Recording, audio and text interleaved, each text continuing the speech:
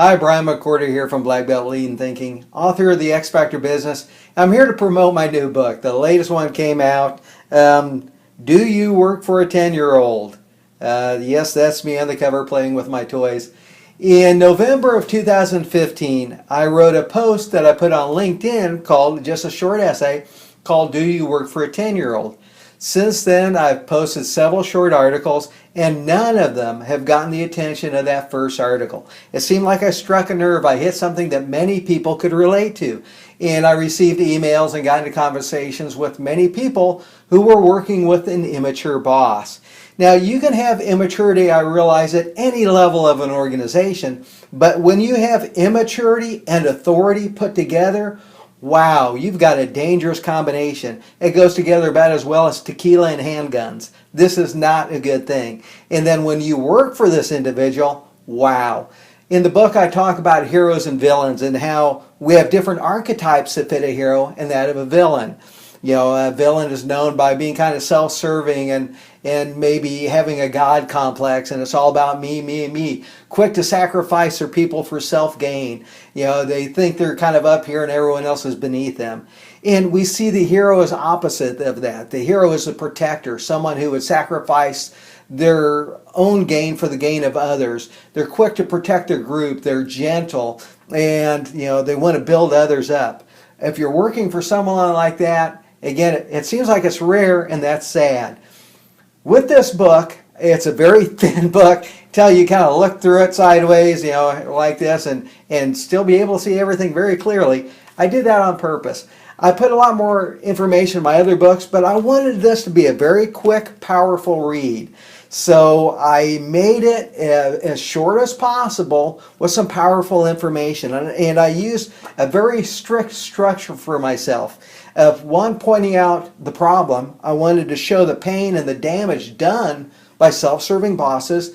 Then two, I wanted to point out, as part two, the benefits of being a hero rather than a villain. And there have been tons of studies on this done by the Gallup organization and captured in other books by great leaders who have really orchestrated tremendous business models by embracing and protecting their people.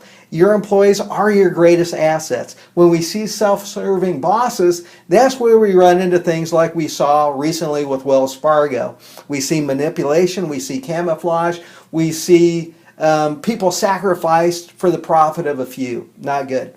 So again, the first thing I wanted to show is the pain and the problem of self-serving bosses. Two is the benefits of not being that way. And three is to give some guidance for if you happen to be in this situation. What your options are limited, but they're very clear and very strong. One of the things I suggest in it too is when making decisions, dealing with how to handle an immature boss in a situation like this is be sure and get counseling. Talk to other people.